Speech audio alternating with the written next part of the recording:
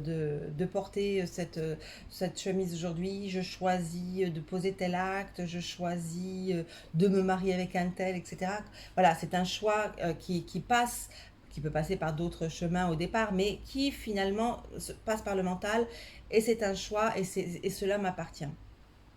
Or, le choix de l'incarnation et le choix de la famille dans laquelle on s'incarne n'a rien à voir avec cela, en fait. C'est pas un choix mental, ça n'a rien à voir avec tout ça. Bon, le fait de choisir de s'incarner comme tous les êtres humains qui sont sur Terre, on fait le choix de s'incarner à un moment, à ce moment-là précis que l'on est en train de vivre, mais à d'autres moments également. Euh, ça, c'est vraiment un choix de notre présence, en fait, hein, de notre partie divine, de notre essence, de notre énergie vibratoire, en fait, qui est, elle, dans un chemin d'évolution qui nécessite un certain nombre d'expériences et qui, pour vivre ces expériences, va aller sur différents plans, hein, pas uniquement ici sur Terre, mais en tout cas pour ce qui nous concerne là, va s'incarner sur Terre, forcément à travers un être humain, enfin forcément, ça peut être d'autres êtres vivants, mais là, le sujet d'aujourd'hui, c'est à travers un être humain, et, euh, ce n'est pas pour rien, en fait. C'est parce que à cet endroit-là, à cet instant-là, il y a quelque chose qui va lui permettre d'évoluer davantage, en fait. Donc, le choix qui va se poser n'est pas un choix mental. Et donc, parce que souvent on entend enfin j'entends moi personnellement souvent ces retours qui disent, c'est la première, voilà, la première réaction que l'on peut avoir, ben non, on ne peut pas choisir sa famille. Si on choisissait sa famille, on ne choisirait pas, moi j'aurais pas choisi la mienne, moi j'aurais fait ci, moi j'aurais fait ça, j'aurais choisi une famille beaucoup plus aimante, beaucoup plus riche, beaucoup plus ci, beaucoup plus ça.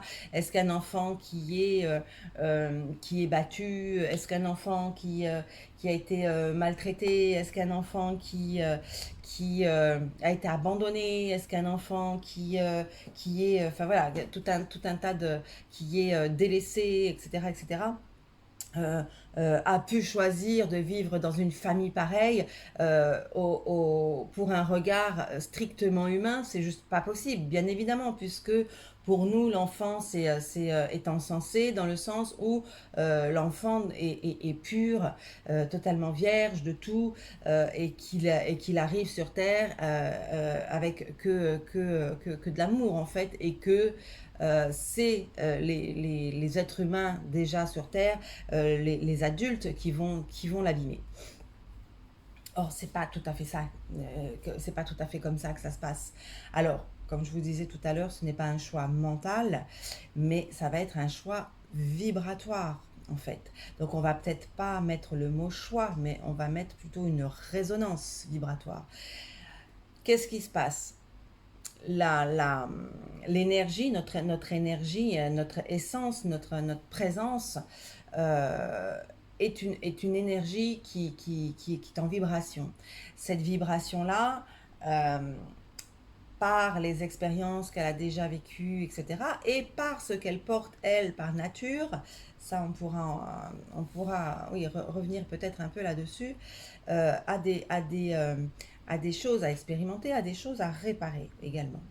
Et du coup, ce qu'elle a à réparer, ça va être quelque chose d'essentiel en tant que présence divine, en tant qu'essence énergétique. Donc elle va choisir de s'incarner sur Terre pour vivre cette expérience-là, pour pouvoir réparer telle chose, se libérer de telle autre chose, d'expérimenter telle autre chose. Donc, comment elle va choisir, entre guillemets, la famille qui va l'accueillir sur Terre. Parce qu'elle est bien obligatoire, bien obligée de passer par une famille. Voilà, pour s'incarner dans la matière, concevoir un corps, etc. Donc elle a besoin d'une mère qui la porte, enfin, qui va porter le bébé, et puis d'un père qui va, euh, qui va permettre la fécondation. Et puis bien d'autres choses aussi après, évidemment. Euh, le, cette résonance, en fait, va se faire en fonction donc, de ce que la, la présence, l'âme aussi après, hein, va vibrer, et elle va rentrer en résonance avec un certain nombre de vibrations qui sont sur Terre, en fait. Et du coup, c'est par cette attirance énergétique que les choses vont se faire. Vous voyez que ce n'est pas un choix mental, ça va être une attirance énergétique. C'est-à-dire que, par exemple, si cette présence et cette âme ont besoin de, de, de, de transcender ou de se libérer de quelque chose par rapport à la reconnaissance ou à l'abandon voilà, ou à toute autre chose, elle va émaner ceci en fait. Donc par exemple, elle va émaner cette énergie de la souffrance liée à l'abandon. Et puis, du coup, elle va rentrer en résonance avec quelqu'un qui porte la même, soit la même énergie, soit l'énergie inverse, en fait. Donc, quelqu'un qui porte enfin une âme qui porte la souffrance liée à l'abandon et qui doit expérimenter ça et se libérer de cette souffrance-là, va aller droit dans une famille qui porte cette même souffrance, qui porte cette même énergie, cette même résonance vibratoire, et qui va lui permettre ensuite de pouvoir se libérer. Mais c'est pas quelque chose d'instantané, c'est l'histoire d'une vie en fait. Donc nous, on a toujours l'impression que c'est toujours trop long, que on voudrait que voilà les choses se fassent comme ça, mais en fait c'est pas, dans la réalité c'est pas comme ça que ça se passe. En fait, l'espace d'une vie qui nous paraît très longue, sur l'immensité de l'espace, de l'univers et de l'intemporalité de la présence divine, en fait, c'est pas grand-chose. Alors, évidemment, le choix d'incarnation et ces résonances vibratoires, quand elles se font de l'autre côté du voile, sur un autre plan, voilà, paraissent quelque chose de simple, de facile. Et en fait, une fois que la présence est, enfin que l'âme est incarnée, les choses commencent à être un petit peu plus compliquées à vivre parce que à ce moment-là se mêlent les émotions et tout un tas de choses et les pressions sociales, enfin, etc., etc. Tout ce qui n'existe pas en fait ailleurs, puisque c'est le théâtre terrestre en fait qui veut ça.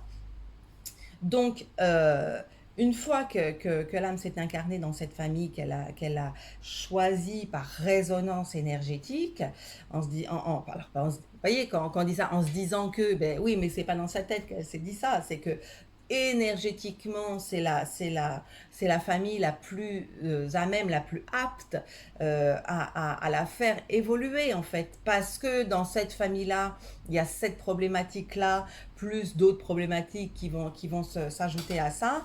Alors, l'âme qui va s'incarner va pouvoir vivre des situations extérieures qui vont l'obliger en fait. C'est ça. C'est pas lui permettre de, c'est qu'ils vont l'obliger à se dépasser, se libérer, à transcender et ensuite à pouvoir incarner ce qu'elle est vraiment sur la terre. Donc vous voyez que le chemin, c'est pas ah bah tiens, je vois une petite famille en bas là sur la terre et tout, elle a l'air sympa et tout, j'y vais, je m'incarne, ah bah non finalement ils sont pas sympas du tout, ils sont pas du tout comme je voulais, etc., etc.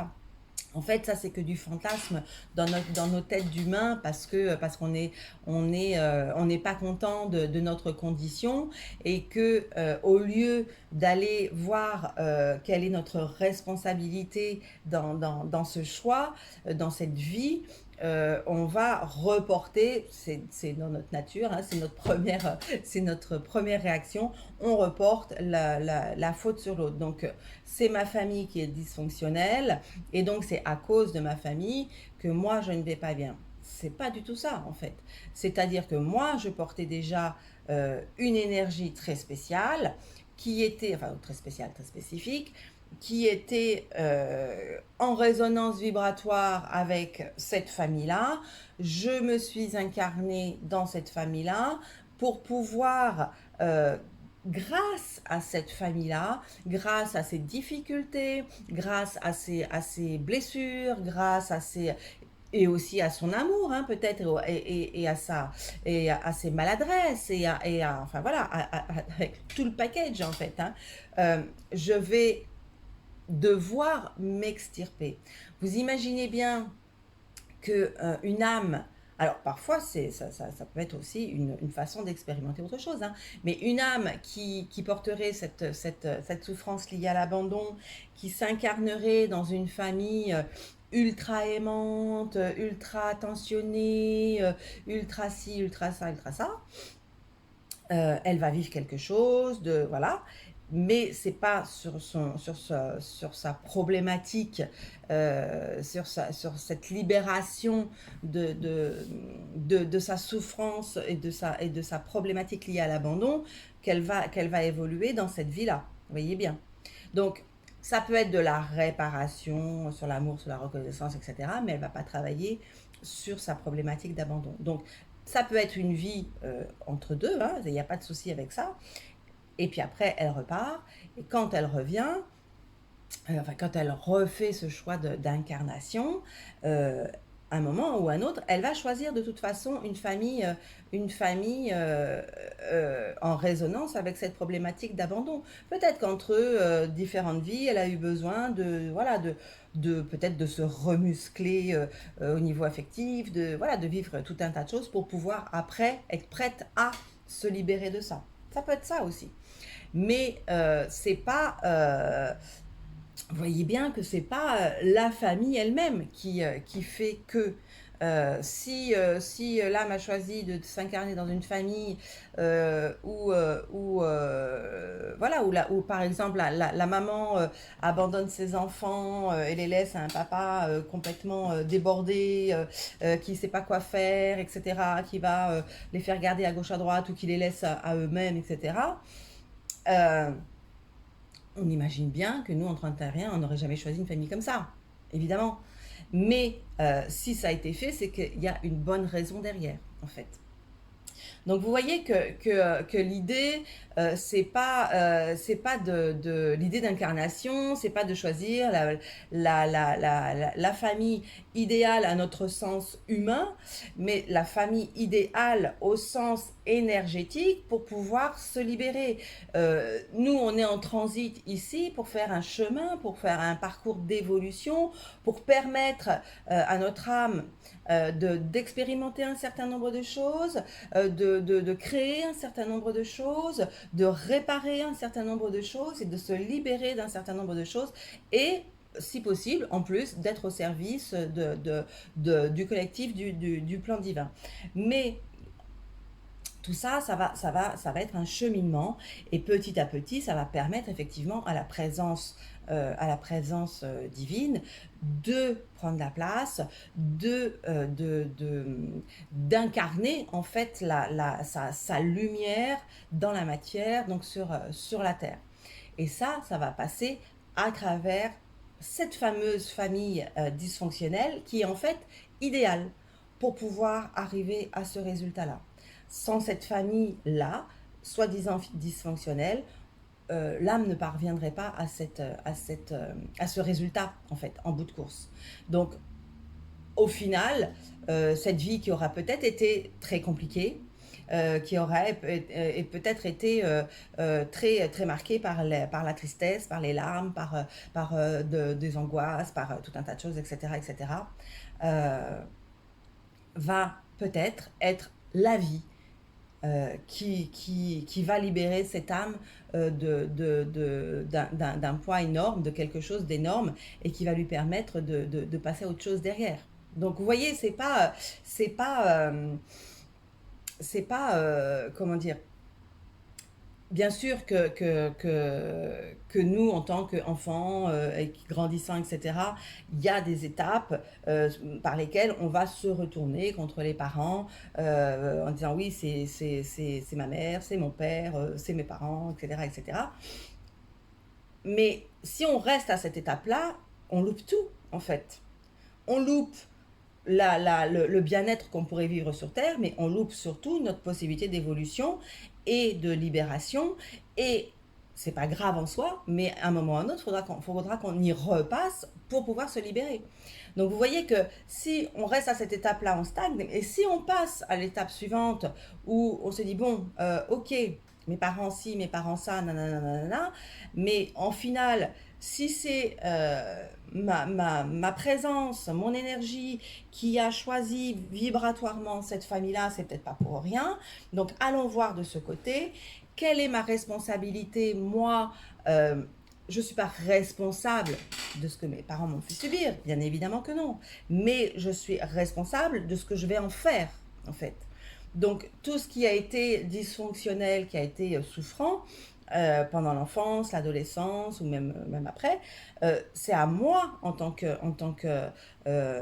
qu'adulte, en tant qu'être humain divin, de prendre, enfin en tant qu'être divin humain, de prendre tout ça, et puis voilà, au lieu de tout mettre dans une marmite et de refermer le couvercle en disant ouais, c'est lui, c'est lui, c'est lui, d'ouvrir le couvercle, de libérer ce qu'il y a à libérer. Oui, c'est pas facile, ça j'en suis absolument d'accord, mais c'est indispensable en fait. Et en faisant ce travail-là, en allant récurer sa propre marmite, alors du coup, sur la terre, on va se sentir bien mieux, on va se sentir libre intérieurement, parce que libéré de cette charge, alors cette charge énergétique, mais aussi cette charge, cette mission que l'on avait. Et une fois qu'elle est accomplie, ça libère énormément. Donc c'est un énorme point en moins, c'est un regard sur la vie qui devient différent, voilà, c'est comme les dominos, vous voyez, ça fait boule de neige, ça nous fait passer d'étape en étape plus rapidement derrière. Et ça, c'est notre responsabilité. Euh, voilà. En gros, ce que je voulais vous dire à ce sujet-là, c'est-à-dire que oui, il y a un moment où on peut être en colère, en vouloir, etc., etc. Mais si on ne dépasse pas cette étape-là, alors se conforter quelque part, j'ai envie de dire, dans la souffrance. On va cristalliser tout ça et ça va ne faire que augmenter le poids qu'il y aura à libérer une autre fois. Et on va quelque part gâcher cette vie, mais pas uniquement en tant qu'humain, on va gâcher cette vie dans le processus d'évolution de l'âme. Alors c'est pas grave en soi, hein, parce qu'il peut y en avoir plein d'autres, mais c'est vrai que dans les temps actuels, qui sont des temps d'ascension de la Terre et d'ascension des êtres humains qui sont sur Terre, et d'ascension des êtres humains qui sont sur Terre avec leur corps, c'est voilà, il y a un truc juste magnifique à vivre et à réaliser. Et c'est dommage de passer à côté alors que on est vraiment dans des temps alors qui semblent sombres vus comme ça, mais qui en fait sont très spéciaux et très porteurs d'une lumière éclatante en fait.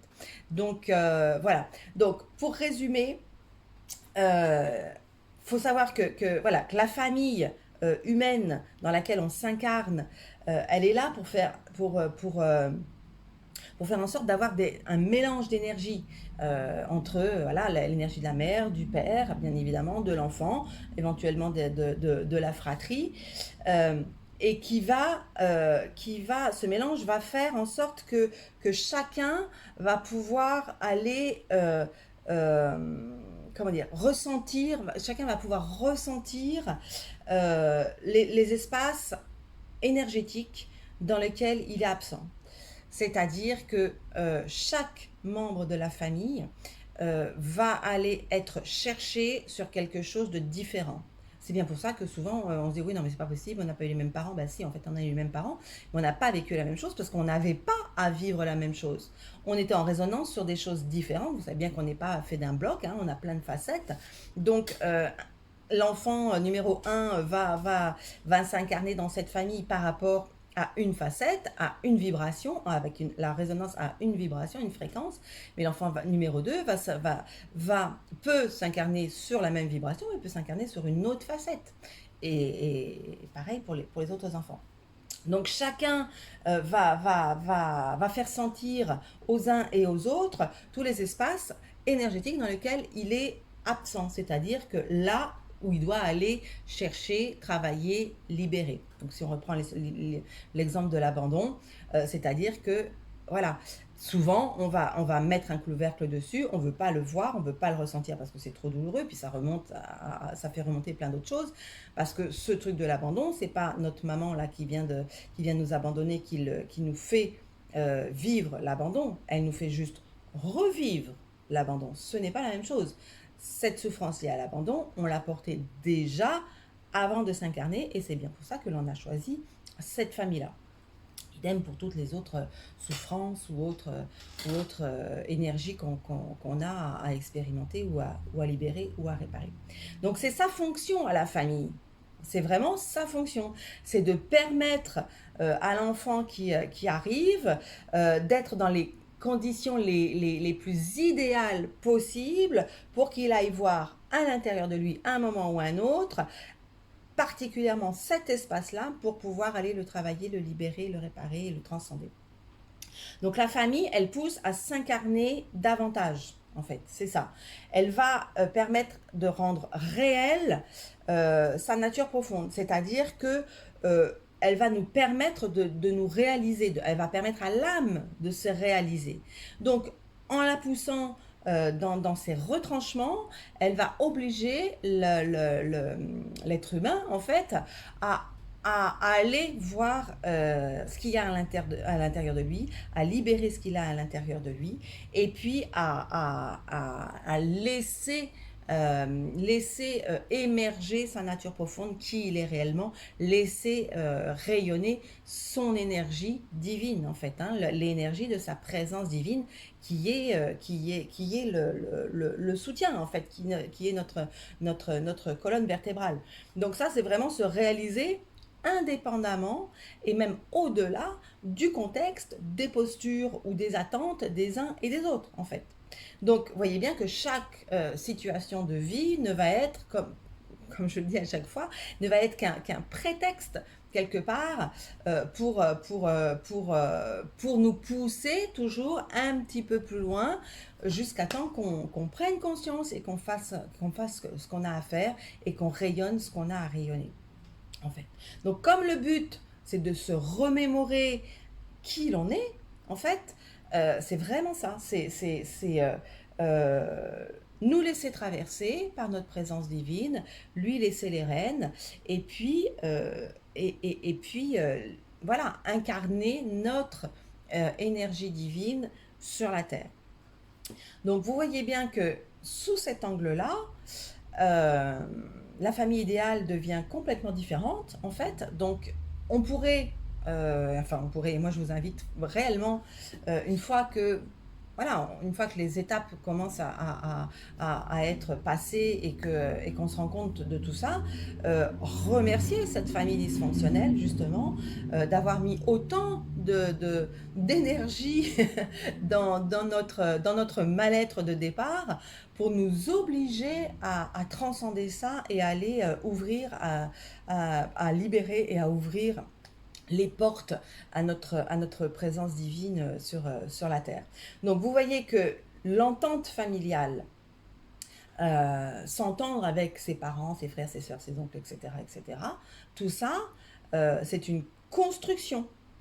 Donc c'est un bonus et c'est pas le postulat de base du tout.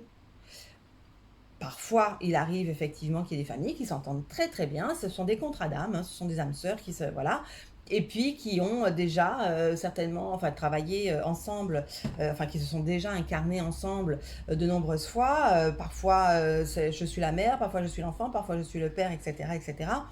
Et au bout d'un moment, il y a une sorte de voilà de fusion qui fait que voilà la famille, elle devient la famille idéale aux yeux humains en fait. Mais peut-être qu'à ce moment-là, quand cette famille idéale aux yeux humains est sur Terre, etc., bah, c'est peut-être pas pour libérer des choses, parce que peut-être que ça a déjà été fait avant. Peut-être qu'ils sont là juste pour rayonner, en fait, et puis permettre aux autres d'entrer dans ce rayonnement. On ne sait jamais, en fait, ce qu'il y a derrière. Donc, il ne faut pas envier ou être jaloux d'eux. On a la famille idéale pour soi. Et bah, si ça a été difficile, dites-vous que bah, c'était certainement une vie très importante, enfin c'est une vie très importante pour votre âme et pour votre présence divine. Et en cela, vous pouvez remercier votre famille humaine de vous avoir mis à disposition tout ce qui était nécessaire pour vous obliger à dépasser ça, à transcender ça, à libérer ce que vous aviez à libérer et à rayonner au final qui vous êtes. Voilà. Donc, bah, tout ça, c'est plutôt un message euh, d'espoir et positif parce que ça permet de se dire que personne n'est condamné à quoi que ce soit, en fait. Si c'est difficile, c'est pas parce qu'on a un mauvais karma, parce que si, parce que ça. C'est juste parce que c'était absolument nécessaire pour pouvoir passer à autre chose ensuite. Voilà. Bah, j'espère que cet éclairage pourra aider un bon nombre d'entre vous à voir les choses un petit peu différemment, à voir leur parcours un petit peu différemment, à voir leur famille un petit peu différemment, et puis que ça vous permettra voilà, de continuer votre chemin avec le cœur un petit peu plus léger.